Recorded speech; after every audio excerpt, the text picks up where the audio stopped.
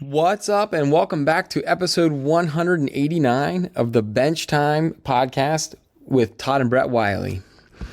Hey there. Welcome back. Welcome back. Yeah, it's been a while. In over a year and a half, Yeah. I believe. Yeah, it was what's that? How long's it been? Let me look real quick. Our last March of last March 25th. 25th. Yeah. Yeah. So we're coming to you from a new basement. New basement. Yeah, new basement, and it's like more soundproof than the old one. Well, that's awesome. Yeah. But anyways, so it's been a while, so we should like talk about some shit. Last time we said we're back, and then we left, and we didn't get back. We ghosted you motherfuckers. Yep. No more of that. Now we're going to. No, you go ahead, man. Well, I'm just saying we got a couple new. We are back. We're not leaving. We're not going away. We've been waiting for this time. I think we've been prepared to. We prepared a lot of things to make the show better, and we're going to get into some of that. But we offer no excuses. No. And we don't have any. No. Well, this is sappy, boring shit. So let's just talk about what's changed. Yeah, good. Start. All right. So I'll give you my brief. We should talk about the teardown and everything because we didn't talk about any of it. Like we just bullet all the shit. Yeah. All right. Good. Yeah, so teardown. We haven't talked about that at all. No, it's hilarious too. So we about this time last year, my wife. We have done with teardown. What's that? I don't know if anybody has done what we have done with teardown to the extent the way we did it. Well, unless there was like a disaster in their house, yeah. But I'll kind of give you the recap. About this time last year, my wife and I decided it was time to build a house, which kind of stopped all my modeling because I didn't really. I knew I was going to tear it down. Why would I keep building? But once you start tearing it down, and we tear down the whole shop area, you had nowhere to build. Well, I'll talk about that next. We'll go into that because that was a whole experiment that I don't ever want to do again too. So, the teardown was fun though. So once we knew we were building a house and it was time to tear down, I invited you over and we literally had a day where I don't even know what you would call that. It was destruction day. Let's get the shit done. Yeah. Yeah. So we saved everything as far as like building supplies and, the buildings and some of the dioramas and larger scenes that we made. We chopped them out and we were able to save them. So we didn't destroy all that stuff. But we had some breakage, little tiny parts falling off. Yeah, but it wasn't like. Oh, real good job of it, to be honest with you. It's all repairable. You go ahead, man. Well, I'm just saying we got a couple new. We are back. We're not leaving. We're not going away. We've been waiting for this time. I think we've been prepared to. We prepared a lot of things to make the show better, and we're going to get into some of that. But we offer no excuses. No. And we don't have any. No. Well, this is sappy, boring shit. So let's just talk about what's changed. Yeah, good. Start. All right. So I'll give you my brief. We should talk about the teardown and everything because we didn't talk about any of it. Like we just bullet all the shit. Yeah. All right. Good. Yeah, so teardown. We haven't talked about that at all. No, it's hilarious too. So we about this time last year, my wife. We have done with teardown. What's that? I don't know if anybody has done what we have done with teardown to the extent the way we did it. Well, unless there was like a disaster in their house, yeah. But I'll kind of give you the recap.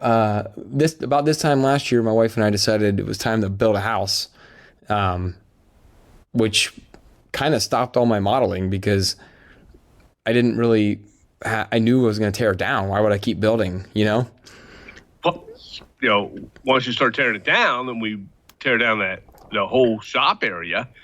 You had nowhere to build. Well, I'll talk about that next. We'll go into that because that was a whole experiment that I don't ever want to do again too. So, the teardown was fun though. So once we knew we were building a house, and it was time to tear down, I invited you over, and we literally had a day where I don't even know what you would call that. It was destruction day. Let's get the shit done. Yeah. Yeah. So we saved everything as far as like building supplies and, the buildings and some of the dioramas and larger scenes that we made. We chopped them out and we were able to save them. So we didn't destroy all that stuff. But we had some breakage, little tiny parts falling off, and but it wasn't like real good job of it. To be honest with you, it's all repairable. Save a lot. What's that? We managed a lot of it. Yeah. Yeah, I mean without damaging a lot of stuff, but little stupid things like billboards that fell apart and things like that. But yeah, they can all be glued back together. Yeah. But go ahead. No, I'm just saying the stuff that really broke was the things that were on like the edges of stuff. That a Coca-Cola. It's a Coke tonight. It's late. Oh, well, mine is I am sitting here with a Buffalo Trace on ice. Oh, very nice. Yeah. Well, whatever. It was. I already had one I already had one down here, so I just grabbed a Coke. But how could you tell that from the crack of the can? Heard it. It opened just like the commercial. It sounded basically good. Yeah. Yeah, it sounded like a Coke commercial. Oh shit! Now there's a polar bear in my basement. Anyways, no. So we tore it down, and people are probably going to cringe when they hear this, but we lit it all on fire. We literally lit it on fire. Yep. You got to tell how we did it. Yeah. Yeah. So we had a giant bonfire in my yard, and we literally carried 4. I'm not kidding you. It was like 10-foot high flames. It was not. It was probably not safe. Yeah, no. It was safe. It was raining that day. I mean, you live out in the middle of nowhere, so there's like no fire companies anywhere. So, well, yeah, but it was raining that day, so it was safe. But it was safe. Everything was wet. Right. But we literally lit the whole layout on fire. So that's gone. Everything. We were carrying out sheets of plywood with the XPS foam. It was glued down to it, and we were just taking it out and dumping it on the fire, and then the fire had this nasty ass black smoke coming off of it. No, it didn't. Brett's like, what? It didn't? No, it didn't. No. There was no. It was a clean fire. And Brett goes, "Get the hell away, man!" I'm like, I'm not breathing that shit in.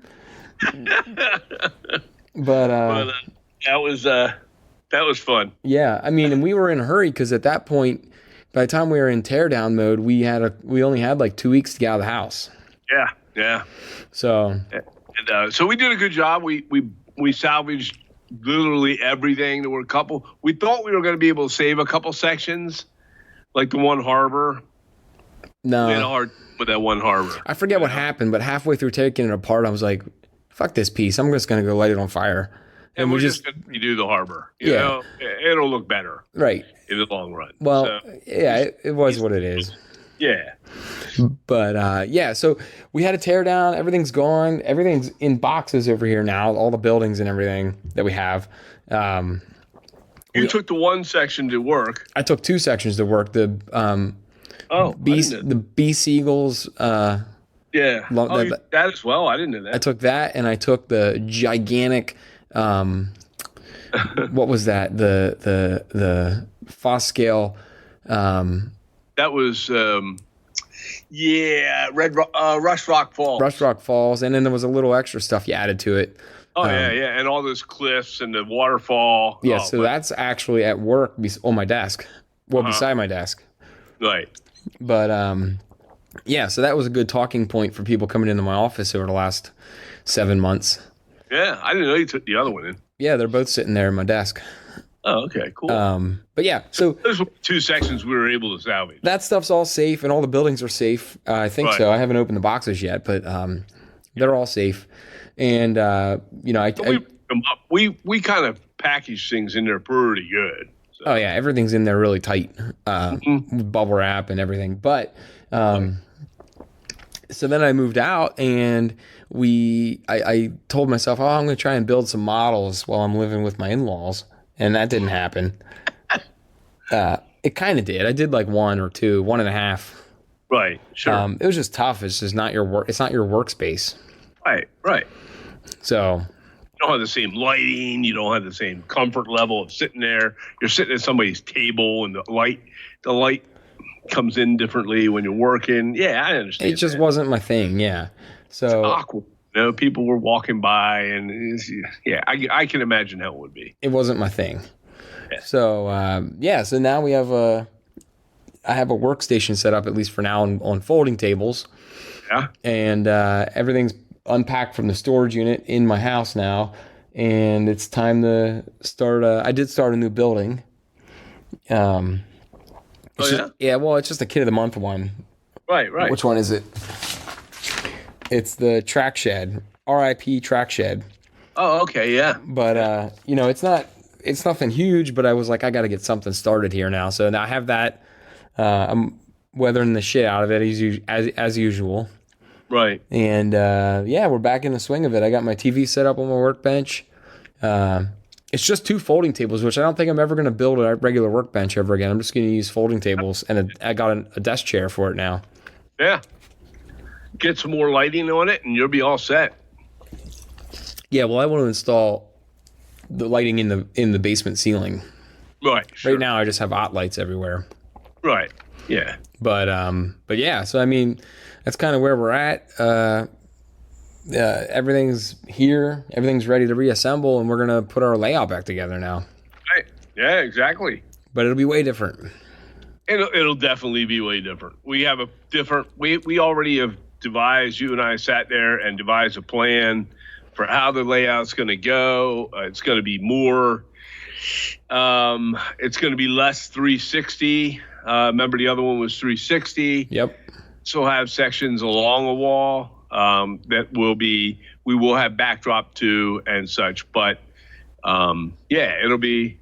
I'm looking forward to it. Yeah. It'll be a surprise. And I think it'll go relatively smooth and faster than it had before, just simply because we have a lot of the buildings done. We can map out exactly how we want it set up, because we have enough to fill a lot of it. Yeah.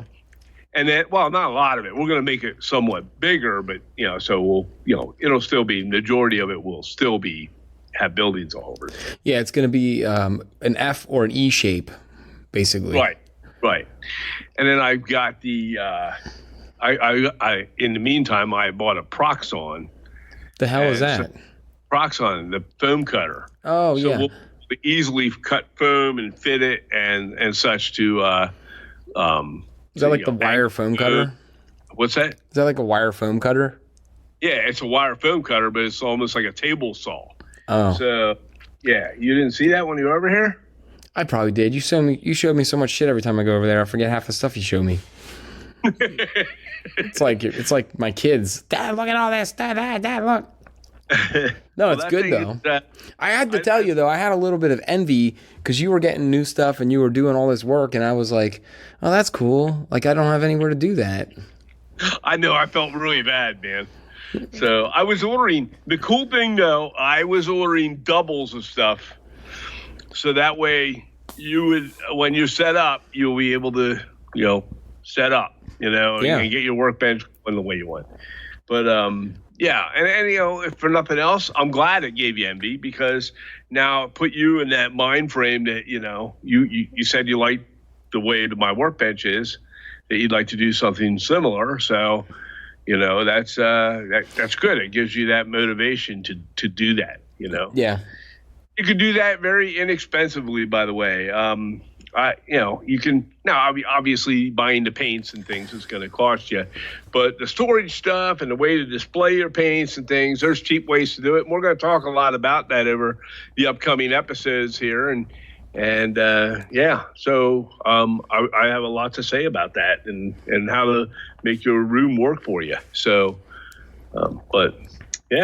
So I'm glad that you're finally set up. You got your tables going. That's all I'm using for a workbench anymore. 2 of those folding tables. Now I got mine as adjustable height level. Okay. Yeah. So I can take up higher or lower, obviously. Mine are just regular ass tables.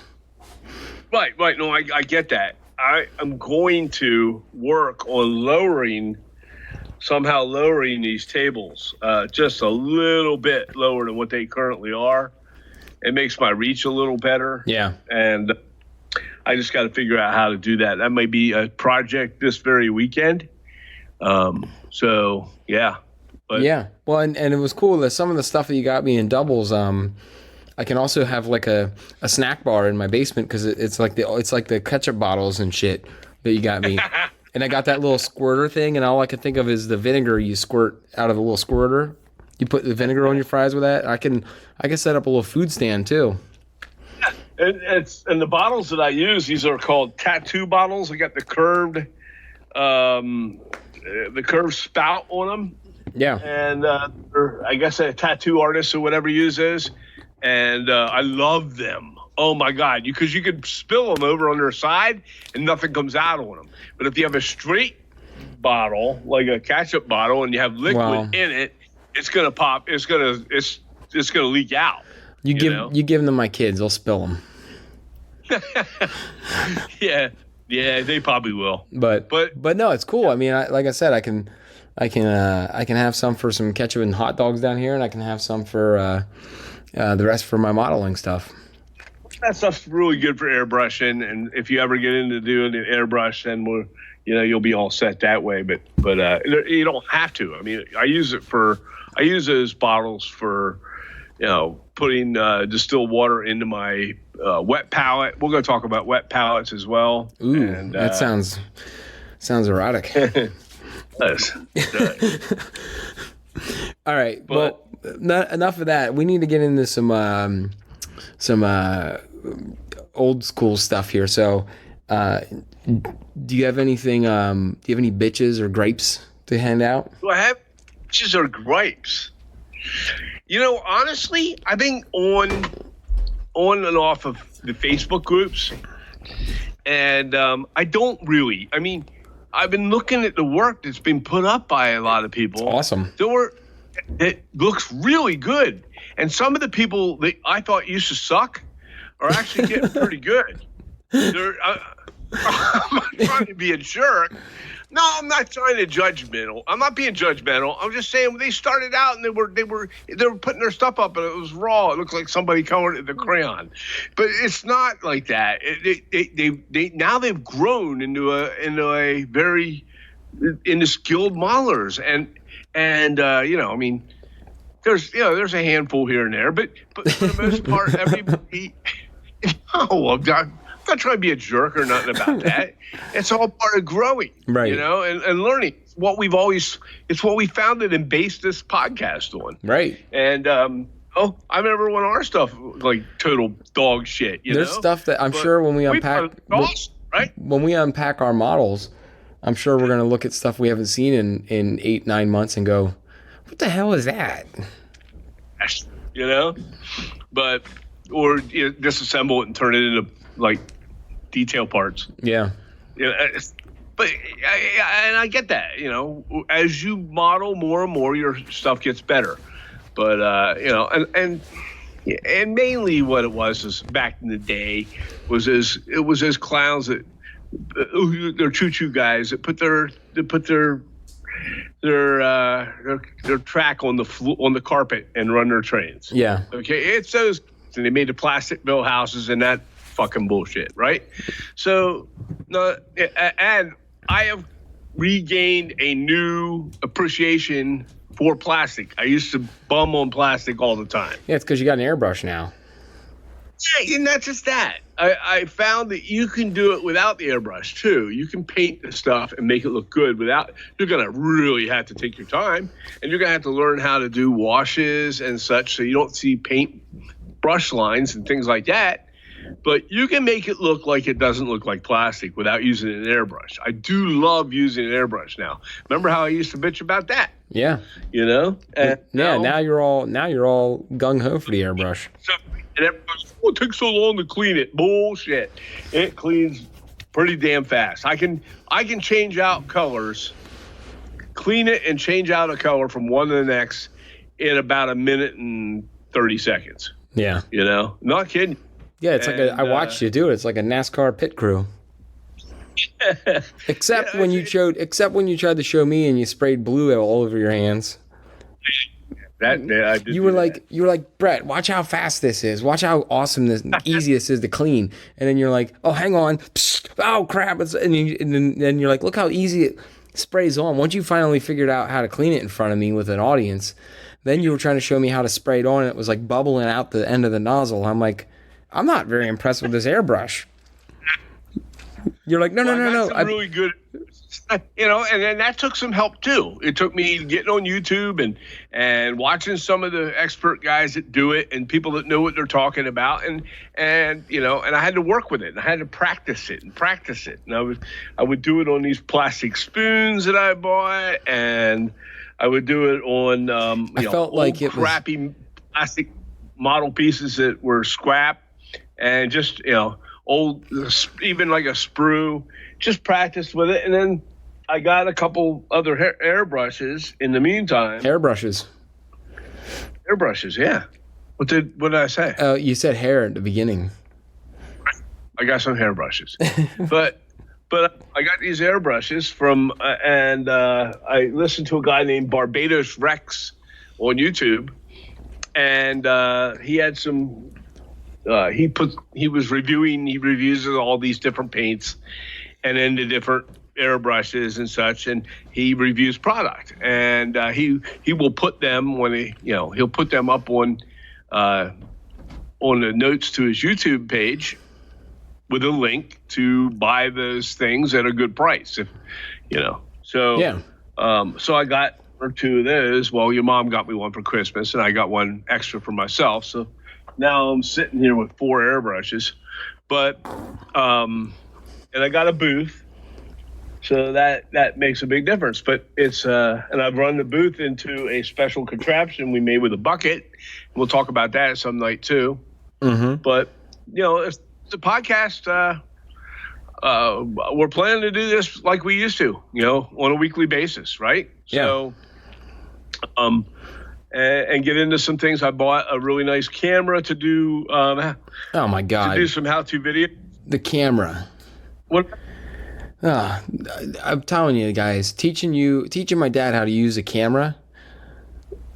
Yeah, it took some work. It has been. But now I spent a week long out in the Red Rock Forest, Canyon, and the Grand Canyon, and at Valley of Fire in Nevada. And we were doing a lot of hiking, and I got to spend a lot of time with the camera features. Outdoors, I think I can figure out the mastering of it indoors. It's a Rebel EOS digital camera. It's really nice. So, like I said, I'm going to be experimenting now in the very near future in the next couple weeks, I guess, or less, and start putting out regular videos. I think you were talking about doing the same. Yeah. And I think we're talking about when we're building the layout. Now we're at the stage where we're ready to start thinking about building this layout. Yeah, when we start doing it, I'm gonna just record, and I'll time lapse it, so it's not like you guys aren't. I'm not gonna put a 6-hour video up of me doing bench work, but I was thinking about doing a time lapse video when we're down here doing most of the major construction of it. And speeding it up, obviously, like I said, so you don't want to watch us for 6 hours fumble around with some 2x4s. But yeah, I mean, we're gonna make public the reconstruction of our layout. I plan on doing videos of us rebuilding the actual layout. So if that stuff in deep, you'll have to wear a helmet. What? If you beat that stuff in real deep, you'll have to start wearing a helmet.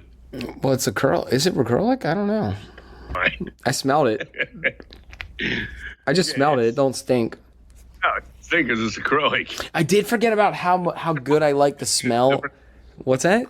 I'm going to talk about how different. I've learned some things with the paints, the way they're, the different strengths of them, and you know what I miss the most? Yeah. You know what I miss the most? What? Already? The smell of the Master's brush cleaner. What I like the smell of now? The Master's brush cleaner. Yeah, it smells doesn't have a... No, it smells like mint. Let me get mine. It smells like mint. It don't smell like mint. What the fuck you do with yours? I'm smelling it. That's like, you don't have that. If it smells like a mint, it's a goddamn urinal cake. It smells like, maybe it is actually a urinal cake. But yeah, mine don't smell like that. I can't believe we're sitting there smelling our brush cleaner. It smells like mint. But it says... That's weird. I swear you. You know what I like the smell of it? It's probably not good for me because it's really not acrylic paint, even though they call it acrylic paint. Tamiya paints. Oh, yeah, Tamiya acrylic. That's not acrylic. Got this funky little smell that I used to hate, and now I kind of enjoy it. I'm not saying to people go sniff your goddamn paint. I'm just saying it smells decent, I don't know. I used to hate it, and now if you inhale it and you're working, I inhale it. Oh my God, what are you doing at your bench? I mean, you're working with it, and so you're constantly smelling it. And like on a Sunday and a Monday, I go back to work, and I'm like sitting there at my desk, and I'm like it's like stuck in your nostrils, and you're like, I smell that damn Tamiya paint. I'm gonna find something right now. Hang on. You're trying to find a Tamiya paint? I have one right here. This isn't. Oh, it does say acrylic. Yeah, it does, but it's really not. Because damn, if you can't wash that shit out of your brush with the water. Yo, I just smelled that. That is not acrylic. Don't wash out of your brush with water correctly. You need to use a thinner, a lacquer thinner, or what they call. Tamiya makes it. It says here. You can out with mineral spirits. What? Product contains chemicals known to cause cancer in California. Everything causes cancer. If you eat Raisin Bran, you can get cancer in California. But I'm just saying. I think it's because they put alcohol in it. It says it contains isopropanol and glycol ethers. Yeah, it's not water soluble, and some of it'll come out in your water, but not most of it will not. It'll still be in your brush. So I have two. There's two things that Tamiya makes to remove it. Okay, one being their lacquer thinner, and the other one is called X20A thinner, and that is also used for it's mainly to thin it down for airbrushing, but it also takes it out. Now you can also use mineral spirits that takes it out just fine. Yeah, but if it takes mineral spirits or one of those thinners to remove it, it's definitely can't be good for you as an acrylic. And on that bottle in your hand, if you look real close, what else does it say on there about, does it say it's flammable? Yeah. Well, I got news for you.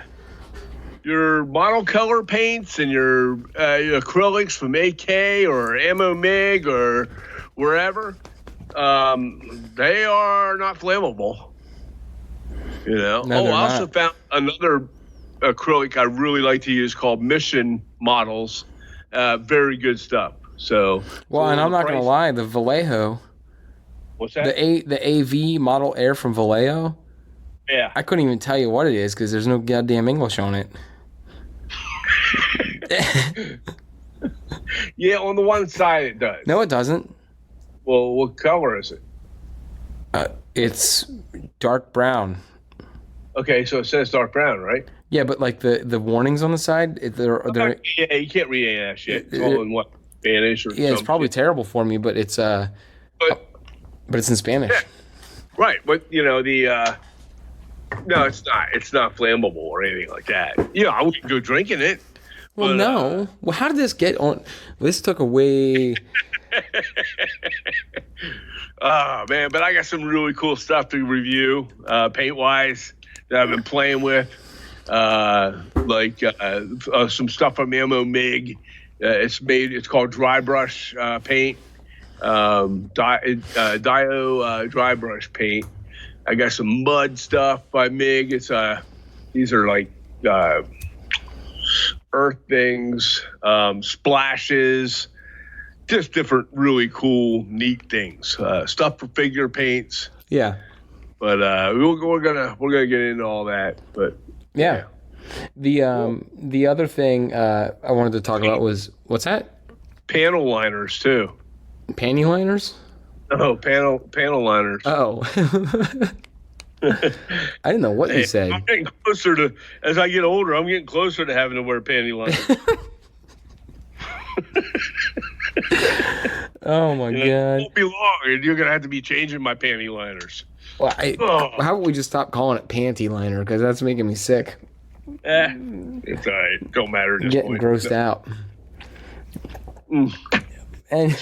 Anyways, yeah, I mean, there's a lot of stuff, and our layout here is going to be significantly larger than the old one. Yeah. So, like, my basement is how big's my basement?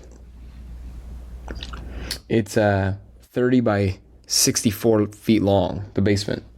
Yeah. So we got plenty of room to make some awesome stuff down here. It's longer than the space you're going to use in the basement. What? Oh, your basement's 30 by. I got it. Yeah. Yeah. No, gotcha. The space we're going to put it in is going to be big. 15 feet by 45 feet. Yeah, something like that. Yeah. Plenty big. I think it'll be good for me because I haven't been doing any modeling for the H scale, and the reason is because I don't want to build stuff yet until I know what space, where we're going to fit things and what we need. Yeah. And then I really didn't have anywhere I could put it until you got your house built where we can just stick it with all the rest of the stuff. I mean, I could sit on a shelf somewhere here. Right. But, so I figured in the meantime, while we're down, I'll work on my military modeling, which I've been doing. And I'm making one super cool, diorama scene that I'll get into at some point too. Not tonight so much, but I've been doing a lot of military modeling. I love it, but now I love the fact that I can bounce back and forth between both because it's go time for our HO scale. Yep. And for our fine scale modeling for buildings in our city. Yeah. And get back to city building. You know why else it's good for you? For two reasons. One, you won't keep banging your head on the lights in my basement. Broke so many of those goddamn lights, man.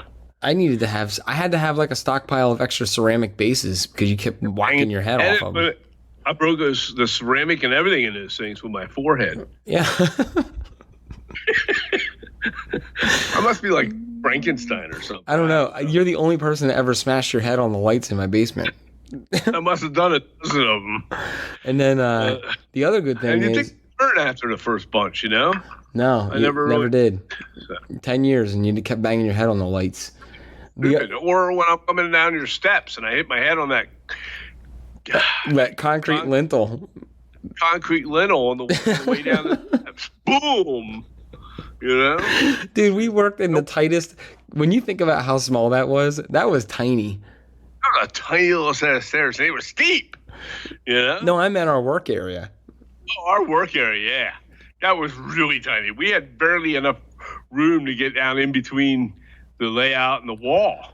Yeah. Well, the other reason it's good is it won't be 40 it won't be -4 in my basement again. You won't see your breath. Absolutely.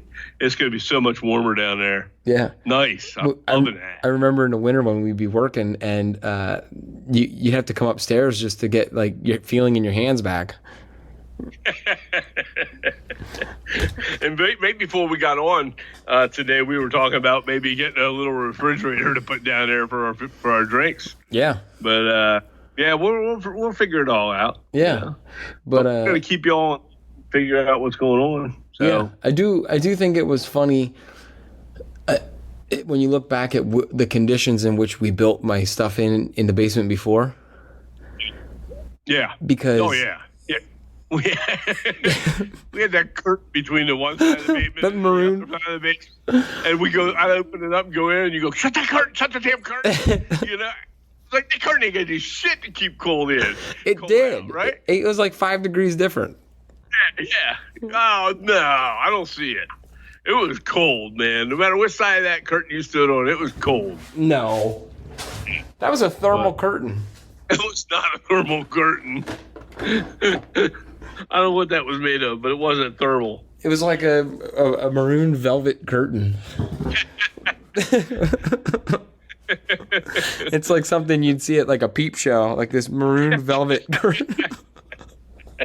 It was terrible. And I had that, and then as soon as you open a curtain, there was my workbench, and you always bang off. Anyone would bang off of it. Yeah. Hey, anybody bang their head on the lights? No, not just the lights, but you'd be walking into stuff. Anyone would just walk into stuff. Because you had half your shit laying over the floor. I didn't have any room. All your stuff over the floor. You go in like half the parts and things are laying on the floor. They would just fall there. I just leave them there. No, when it was time to clean up and box that stuff up to clear it out when we were going to build the new house. We were picking things up. And I'm like down here on the floor going, oh my God, here's like a water tank, you know? Yeah. We got so many detail parts just cleaning up the floor. Yeah, there's like 50 freaking barrels and crates and all kinds of cool stuff laying down there. I was like, you know, it was just down there. Yeah. But yeah. and that, you know how that drives me, right? Because I'm like, oh my God. Yeah. It drove me nuts to see that. I got all my little parts over here in little individual boxes, all labeled out like those little tiny slide trays like you put nuts and bolts and screws in. Yeah. And I got boxes in one, barrels in another. Well, I think part of that came from just me. I didn't have a ton of room. I know. B, I got to the point where I just didn't give a shit about that house anymore. That too. Yeah. So I was like, yeah, it's just down there. We'll just get it later. So we're gonna try a little bit of everything though. It's just not gonna be the city, which is gonna be cool. We're actually gonna have trains. Are gonna have trains. Yeah. We are, and we're gonna run this time. And let me talk about the bench work on the old layout. Because yeah, go ahead. No one's ever seen the underside of that. And the only thing I can equate it to is how they built Beaver Stadium, where Penn State football plays. Because like we just kept bolting extra things on, and we built like bench work around bench work, and then there was like it was weird. I don't even know how that thing it wasn't going anywhere. Here's what wiggles a little bit. it wiggled a little bit, but like the bench work when you looked underneath was like it was like when you see those 100-year or 150-year-old homes they keep renovating and you peel back more layers and you're like, holy cow, there's a whole another set of bench work behind this first one. We had legs coming down out of nowhere, and we're not even sure what they went to. No, and that thing was. I mean, it was sturdy. It just was not. It was not pretty. We were down there taking screws out with our drills, and I'm like backing screws out, and I'm like, if I take this off, this whole one end's just gonna fall down. And you take that board off, and nothing moved. No. Holy shit, why didn't anything come down? It should have just collapsed at this point, right? And then you look holding it up, and there's like 3 other beams. Yeah. I mean, there was a you could have built a house with that amount of lumber that I had underneath that thing. But we will not repeat that mistake again with the shoddy bench work. New good bench work, yeah. Yeah. The right way. But I mean, I don't know if it will be the right way as far as MNRA. No. Way according to Todd and Brett Wiley. But it'll be sturdy and it will make sense. Exactly. But yeah, I mean, what else were you working on while I was dormant there? What was I working on? Yeah, you worked on a couple other things while I was dormant. Greyhound, the World War II M8 Greyhound vehicle. Yeah. I think I posted the pictures online for that on Facebook and such. I enjoyed that and the figures that go into it. I special ordered those figures. They weren't the figures that came with the kit from Tamiya. It's a Tamiya kit. I did that and I weathered it and I put the stowage on it, which are stowage is your bags and gear and such like that. And I painted them and stuck them on and weathered it up real good. Yeah. I had some fun. I did some work with the airbrush on some stuff with the coloring of it in different areas. My version, because it was the first time I tried it, is called modulation, and it's how you apply your paints and such. And we could talk about that some night. Yeah, I worked on that. I enjoyed it. It turned out a little different in a tank, which was good because, I wanted to. That was done in a different style painting, more with the rattle and such. And this is done with the airbrush, and I really loved the effects that I can get off of it by fooling with different shades and colors. And then now I am currently, and I've been working on it for a while because I got to admit, I did slow down here for a little bit. We've had a lot of stuff going on. My wife and I went on vacation to Las Vegas and spent a week out there and enjoyed ourselves. And then we also, we got a new puppy and a new kitten and some other things that were going on in our world. Plus, I had the grandkids and Brett with his new house, and it's just been it's been a whirlwind of stuff for everybody. But so I didn't find as much time, but this thing's starting to really take progress with my French cafe that's going to be on the street for this diorama. It's a pre-cast resin kit, unpainted, of course, and then you have to assemble it and build it and glue it all together. But it's heavy resin, and I'm hand painting a lot. I did airbrush the main portions of it, but now I'm on the hand paint section of it, and I'm having a lot of fun with it. It's got the terracotta. The thing at the top, the roof cap on the top I put on, and I'm working with that right now with the hand painting of that, so we can the clay in between the terracotta pieces, and I'm working with made my own downspouts, and they're riveted to the wall, and it's very, very detailed, and to make them look, I'm painting them in like a and I'm going to demonstrate this too at some point online on something else. But you know how I've always done patina, like copper patina or whatever, and you get that bluish green color. Yeah. Copper. Well, I've always done that in the past, and it works great, by the way, to do that with the black undercoat and then copper over top of it, and like dry brushing copper over top of it, and then dry brushing some craft paint in I guess I don't know who made that exactly. I have it in my craft paint section, but it was pistachio color craft paint, and I would do that, and that's great and all. But now I found a new product that makes it look, it's way different. It's made to do that. Okay, it's called U-Rust. It's called It's Made to Do That. What's that? It's called It's Made to Do That. U-Rust, a reactor, and it's two weird colored paints, and you put one color on. They're like a light blue and a dark clear blue. They're both iridescent, or what do they call it when you can see through the blue? Opaque. Not opaque. The one's kind of opaque. The other one is like blue. like a blue clear liquid, it looks like Windex almost. And then once you put the one on, and then you put the other one on, the chemical reaction from the two, you should wear gloves when you do this. It's probably just Windex. You should smell it. No, you have to wear. You need to wear rubber gloves when you do this. But it changes it to that patina, and it looks like, oh my God, it looks real. It looks completely. It's the most realistic patina I've ever seen. I'm doing it on my downspouts and my rain spouts, which I handmade, by the way, with PVC, the PVC tubing. Yeah. Not really tubing, but it's, what do they call that? Well, it is tubing, I guess. And some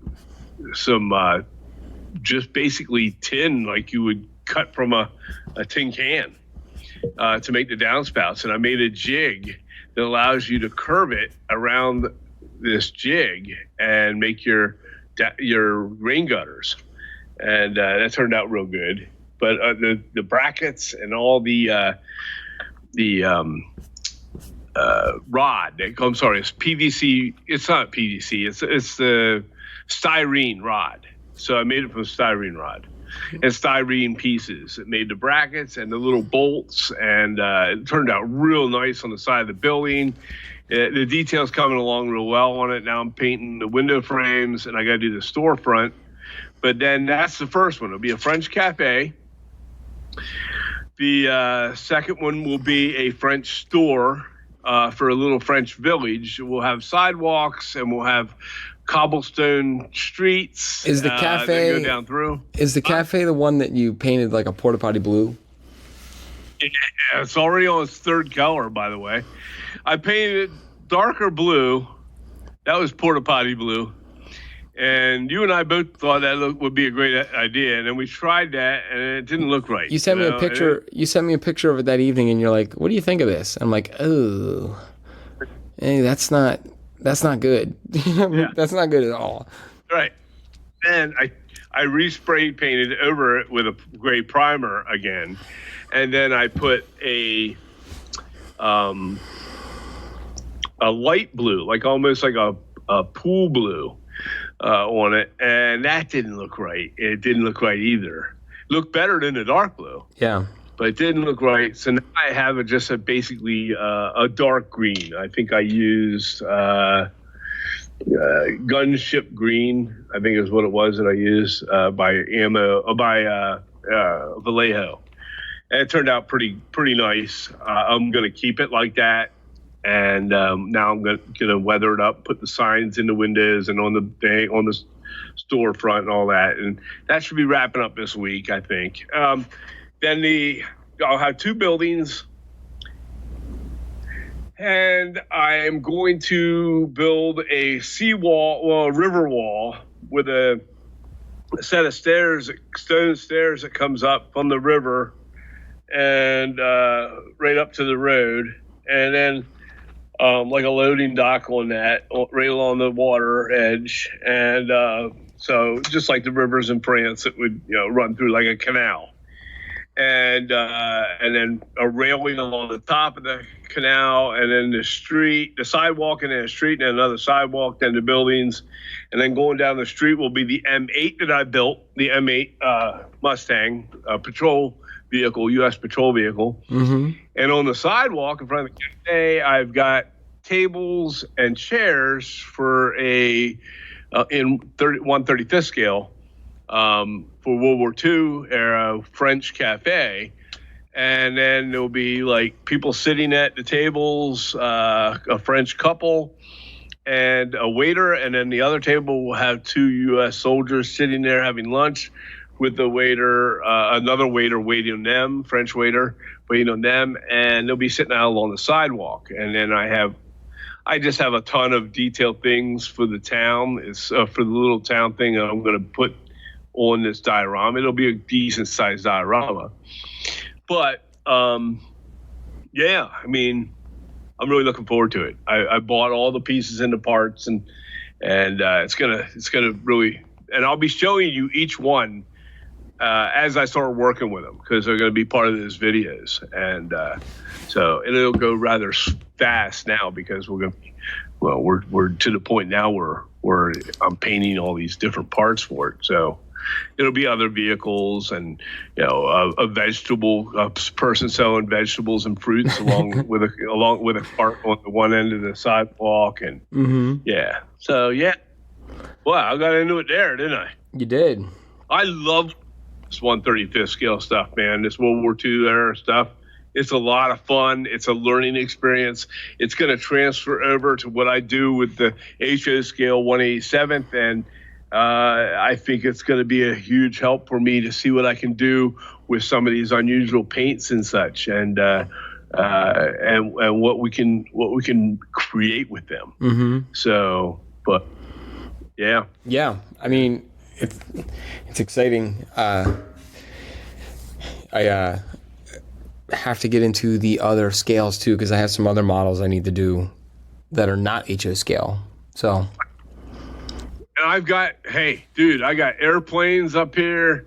I've got I'm not just going to focus on tanks and armor. Yeah. I got, and you can build some too. I got an FA-18 Warrior, Gold Warrior. I got a Japanese Zero Fighter and a PF-51D Mustang. Let's see, I got some. Oh, the planes. I want to talk about the planes. Plane, boss. Oh, what? See the plane. No, we were talking about people who model planes a couple weeks ago. Yeah. You know where I'm going to go? You there? I am here. Oh, you know where I'm going to go with this? Yeah. The kind of like how we used to complain about people who build different styles and don't really, you know what I mean, the Plasticville people. The plane modeling world, there's a wide variety of people that model them. And there's like probably 50% of them that don't do anything to the plane. They just glue the plastic together. And it drives me crazy. Yeah, because it's still in the molded plastic color. Yeah, it's like the plane and maybe even the boat people. I've seen some people doing U.S. warships. And they need to learn that there is some weathering on planes and boats. Right. But I don't know, that's my gripe right now as I see these plane modelers. And don't get me wrong, there's some people that do the planes without weathering them that still put all the detail and rivets and go really well as like a new plane. What's that? There's some beautiful stuff out there. You're right. Yeah. And you don't have to overweather a plane. I get it. It's a plane. It's not always going to look like it's worn, and especially if it's like a Mustang or something that was newer, or you want it to look like a show model. It's not going to look weathered. And I joined this group this winter. Oh yeah, let's talk about groups. that. Hang on, but I wanted to just wrap up on the people who are doing like the B-52s and the bombers and stuff that were in World War II, and if they were an active plane, they had patches and they had holes, and people aren't modeling like a plane that was not people. There are plenty of people that do model it this way, but there's more that don't, I think. And like if it was a servicing plane, it would have had, especially during war, it would have had some scars. Yeah. Like little pieces missing and patches and things like that. Yeah. But they don't do that. Now let's talk about that group that you joined. I joined two groups. I joined AMPS, and that is Armor Modelers Preservation Society, and it's a national, actually it's a international group, and you weren't sure about it. Armor Modelers. Huh? You weren't sure about it when you first joined it. I remember you calling me about it. Okay, that's a different organization. Oh, okay. But the other organization joined was IPMS, which is International Plastic Modeler Society. And is that the one you weren't sure about? I wasn't sure about it. Yeah, I mean, I'm like, man, I don't know. Am I gonna be? Is my stuff gonna be okay if I go to their meeting? And they told me to bring something, and it's real close by my house. And I didn't realize that the chapter I belong to, they are highly regarded with their now this is an international society. Okay, so they come from all over the country. They have big, just like when you go to NMRA, it's the same kind of thing. Yeah. And except the dues are different. It's only $15. I think it cost me $30 to join, but I get to go to these meetings, okay, and they have them once a month, and it's all evening long, and they all hang out. They're great people. But I was kind of skeptical at first, so what I was getting into. Like, is it going to be a bunch of geeks there with some of their talking about all the rivets on a plane, or and don't get me wrong, a lot of these guys know that stuff, right? But I'm thinking, man, it's going to be some guy in his freaking dinosaur model or something. I don't know, and I'm like, I knew that it has to deal with all plastic models on the IPMS side. Okay, the other side is Armor Modelers Preservation, and they deal with armor modeling, which is really cool, by the way, and I love that part. But I'm also attracted to all other forms of modeling. So I took one of my buildings. I actually took the blue. What building was it? No, I did not. I took the white building, the Metzger building, from Foscale that I finished. Even though it wasn't a plastic model? And I took my tank model, the diorama that I built last time, and I took them over there and I sat them there on the table, and they had they have a monthly contest and whatever, and everybody was fascinated with the Metzger building, and they didn't care it wasn't plastic. I got all the votes. Okay, it got a lot of votes. Not all the votes, but it got like a large majority of the votes. They vote on it each month, and then you add up all your totals from month to month to month, and then the modeler at the end of the season gets something at the end of the year or whatever. I don't know. I don't care really. I just took it over, and I got so many comments on that, and people loved it. But then on my tank model thing, they were like, they hated this is really good. No. That's the first. I said, you have more of them? I was like, that's the only one and the first one I ever built. And they go, that's your first time you've ever done that? And I was like, yeah. That's amazing. That you did a great job, Now, do I think it was as good as some of the other ones that were there? I really don't. Okay. And maybe they were just being nice. I don't know. They were all really cool people. But what you didn't know is they had a meeting before you got there, and they're like, all right, there's this new guy, Todd, coming. You really got to just make him feel okay. Make him feel special. Yeah. But, I got, they genuinely liked it, especially the building part of it, Right. Because that was also Foscale.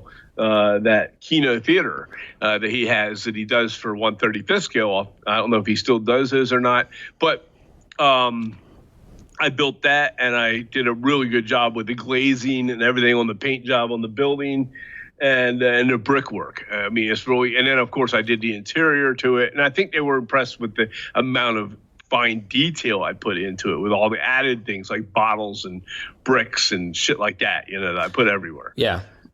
Junk, but regardless of that, it was cool. And now I can understand, because I did a lot. All you people that were gonna give me the fucking raspberries about busting on NMRA, I understand where you come from. But I will say, they asked me for dues, and I handed the guy $15. They told me when I arrived that the dues are $15. So I gave the guy $15, and And I said, here you go. Here's this month's dues. And he looked at me like I was from another world. And he's going, what do you mean? I said, $15, right? He goes, yeah, that's for a whole year. Huh. I was like, oh, cool. You know, it's $15. That's covers all the meetings, you know? And I was like, oh, that's great. So, you know, that's number one. That's a great thing. Number two, these people are amazing modelers. They share what they do. Not everybody's an armor modeler. Some of them are do, you know, ship vessels, not just battleships and stuff, but like cargo ships. One guy had a cargo ship. And then there's the planes, the World War II planes and such, and, you know, other era, Vietnam era planes.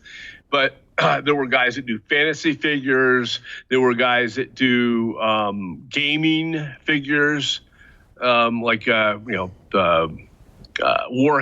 stuff, and then there was a guy who does real tall figures, the 1/10 scale. Okay, that's huge. Of female figures. They were like female fantasy figures, but they were real tall and just beautiful done. Yeah, absolutely amazing painting. It's like you ever see those ones on YouTube that they do that and they look like it's a real face? Yeah, that's this. That's this guy wild. does it. He's a real tall older gentleman. Does a great job on it, and amazing. And he was giving me pointers and tips on how to do this stuff. And all these people were. We spent hours doing it. It was a lot of fun. You know, they weren't geeks. They were just like all of us, and you know, they're fine scale freaks, and that's what they do, and that's what it is. I mean, but it's a little bit of everything, and I thought that was the coolest part because that's where you and I have talked about going with this podcast. Yeah, and with our YouTube channel and our website, we want to get into all modeling because some of the things I bought to do for this show are like larger scale, you've seen them, the larger scale fantasy figures from Dungeons and Dragons and things like that. They're really cool. Like I have like a Hydra snake with a 6-headed Hydra snake or whatever it was. And then I have a dragon and I have this goblin guy with a club. It looks just some really cool stuff. And I got this sexy woman being shrouded by some demonic creature behind her. It's really cool. Yeah. Did you get those did you get them at the place there in Mechanicsburg? Yeah. Adventurers Guild in Mechanicsburg. It's a gaming place. That place is really cool. Indoors, very big. They have everything for gaming. I mean, you went in there, you saw it. Yeah, and then they have a gaming area, and it's monstrous. They just built that. We just moved from Harrisburg into Mechanicsburg, and they really did a bang-up job. It's really nice. So, and then because of that, I got into some different paints, like the Army Painters war paints, and I got a collection of that stuff going on right now to try this stuff out. Speed paint by Army Painter, that kind of thing. Of course, some Pro Acryl is another brand. I got some stuff on to try out, and of course you can use the same thing, the Vallejo. You can use the MIG ammo, and they have, of course, the AK. They all their paints are compatible with these kind of builds. Mm-hmm. So with that kind of figures and things. This looks really cool. Do I want to do gaming? No, I'm giving a fuck about gaming, right? I don't care about gaming. I that would bore the hell out of me. Okay, but it's just not my thing, you know. But the figures are cool. I looked for the badass figures. I bought a couple of them. They're not expensive either. Like $15 for a decent. That's for a big one, right? Right. You know, you can get some of the small ones for like, $8 to $10. You know, and it's gonna be a couple of days of painting it. You know, it's a good little project for $15. You know, I got to learn how to do it, and I want to do it. I watch some guys online do it. It's amazing to watch what they can do. Mm-hmm. I know my first one's gonna look like dog shit. Yeah, but yeah, that's some of the stuff that's going on. Plus, I got kits that we have for our city and buildings and stuff in 187 scale that I haven't done yet, you know? So that I want to do, and I want to do on our show like we always have. So it's a little bit of everything. But I saw some amazing stuff online over the last year that we've been working with. Like I said earlier, I want to give a shout out to Matt from Pasco Falls. Is that the name of his group? Yeah. Yeah. And his stuff, I will honestly say right now, I'm seeing some of the most amazing work out of that fella. Just insane. I mean, he's always had amazing work. It's just he's taking it to levels I'm not seeing in other ways he's taking it to different levels, Yeah. So, and it's cool because the old standbys are still there doing their thing, with Jason and Doug and all those guys. They're all still cranking stuff out, and I love it. I wish I could have been more of a. I wish I could have been more involved in the last year. And Same. We have reasons why we weren't, but but yeah, I mean, it's the hobby is growing. Mm-hmm. It's not just model railroading. Okay, it's not just armor modeling or whatever. It's not that. It is all modeling is just really taking off. Yeah. Visual arts. I mean, it's. I think it's cool. I think it's just people are coming back to whether they can't afford to go out and wipe their own ass anymore, or it's people are realizing that like you need something to do on your own, or you need something to do that's like an expression of yourself. And I think you're seeing more people continue to come to the hobby of creating their own things and doing it for themselves. Oh yeah. I mean, the resources that are there are amazing. We're in a place right now in the modeling world that we weren't even at 3 years ago prior to the pandemic. Right. Okay. And we're not going there, but like we said before, but now I think we could talk about a little more freely along the lines of what it has done for the hobby. Right. And I think now it has opened the eyes to, hey, I like doing little things that I, at my house, at my home. I don't have to go out and spend $50 to eat for three people at McDonald's. And I can't afford to now. Right, exactly. So now, you know what? I can eat at home. We'll eat at home, save a couple bucks. I'll buy some paints, do my thing, and enjoy myself. And at my home, you have every luxury in the world here in your home. Yeah. I got TV, my computer. I've got and you can reach all my tools and everything surrounding me. My work area is like a little gun turret in a tank. Okay? It is within reach. You've seen it, yeah? Right? I have a swivel chair. I can completely go around in a circle, and I'm surrounded nearly 360 with about maybe an 18 to 20 inch gap in between to escape out the side, out of the room. It looks like the NASA control center. It looks like Houston. I got lights everywhere. I got, now that I even have it set up for my podcast tonight, where I put the arm of the swing microphone to where I can just lift it up, leave it up, and then pull it down next week when the podcast is on, plug it in right into the computer. I don't have to set shit up. It's all ready to go. Well, I'm going to leave it as it is. Yeah, and it took us an hour to get to that point today, so. I'm going to used to take us. We'd sit there for hours and hours trying to connect. Yeah. Yeah. But yeah. I mean, we hadn't done it for a half, so it was like over a year, I guess. And so now we're to the point where, we had to dig all the crap back up and set it up again. So yeah, it's going to take an hour. Yeah, and I'm excited. I've been pumped for this since December, and you know it, because you helped me pick out the stuff for the lighting and everything else that I wanted to order to do this correctly. Mm-hmm. And so I've been excited about doing it, and you have been too. I know. Yeah. So, Well, and I feel bad I don't have a lot of modeling stuff to talk about, but I'm just getting back. I'm just shaking off the cobwebs for everything now. So I will be. I'll stop sniffing my brush cleaner and actually get to work here.